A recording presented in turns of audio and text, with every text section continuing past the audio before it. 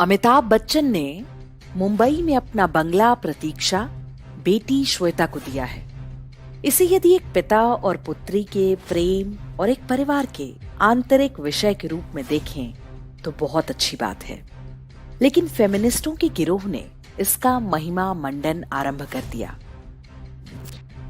अमिताभ बच्चन एक अति धनवान व्यक्ति हैं। वो अपनी अकूत संपत्ति में से बेटी को बहुत कुछ दे सकते हैं। उनके 2 ही बच्चे हैं और बेटी भी देश के एक बहुत बड़े व्यापारिक घराने में ब्याही है। उसे भी धन संपत्ति की कोई कमी नहीं है। लेकिन बड़े लोगों के इस उदाहरण को जरा मध्यम और निम्न मध्यम वर्गीय परिवारों में लागू करके देखिए। उन परिवारों के बारे में सोचिए जहां एक पिता अपनी कमाई से बेटी और बेटे को समान शिक्षा देता है, बेटी के विवाह पर बेटे से ज्यादा व्यय करता है। कई बार उसे ऋण भी लेना पड़ता है, क्योंकि बेटी को भी वैसे ही विवाह करवाना है जैसे अमुक फिल्मी अभिनेत्री अथवा अमुक उद्योगपति की बेटी का हुआ। प्री वेडिंग शूट करवाना है, सगाई, हल्दी, मेहंदी, संगीत, सब कुछ फिल्मी स्टाइल में। हजारों लाखों का लहंगा खरीदना है, मेकअप बुकिंग करवानी है। बेचारे माता पिता अपनी बेटी की खुशी के लिए सब कुछ करते हैं। अब मान लीजिए 3 या 4 भाई बहन हैं और सब अपना अपना हिस्सा मांगने लगे तो क्या होगा? मकान बेचना पड़ेगा, सबको बराबर का हिस्सा मिल जाएगा, लेकिन क्या उस पैसे से किसी का भला होगा?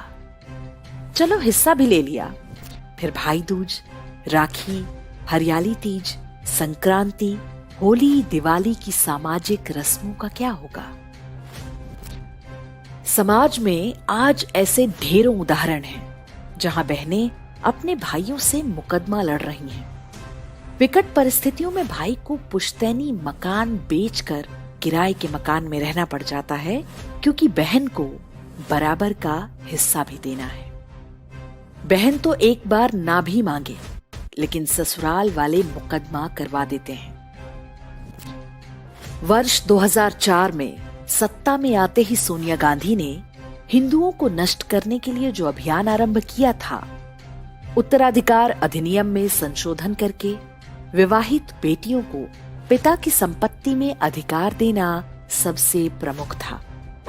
सर्वोच्च न्यायालय के आदेश के आड़ में हिंदू समाज के सुंदर और मधुर पारिवारिक संबंधों को छिन्न भिन्न कर दिया गया। महिला समानता के नाम पर यह कुकर्म केवल हिंदू समाज के साथ किया गया। सोनिया गांधी की बदनीयती इसी से समझी जा सकती है कि ये कानून मुस्लिम और ईसाई मजहबों पर लागू नहीं किया गया।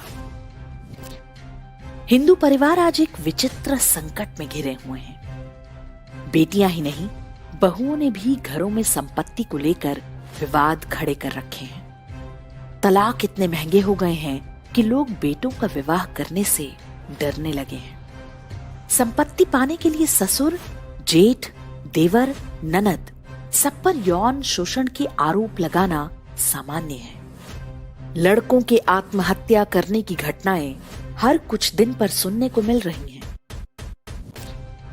एक समाज के रूप में हमें समझना होगा कि हमारा परिवार आज हिंदू विरोधी शक्तियों के निशाने पर है।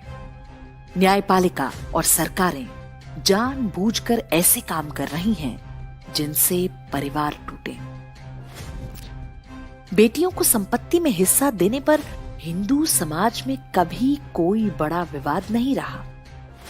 जिनके पास अमिताभ बच्चन और मुकेश अंबानी की तरह अकूत संपत्ति है, वे बेटियों को बंगले और कंपनियां देते हैं तो उन्हें कोई रोकता नहीं है।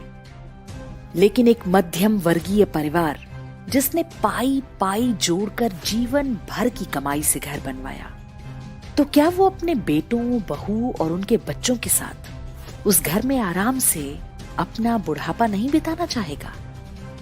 बेटियां हिस्सा मांगेंगी तो क्या वो घर बच पाएगा?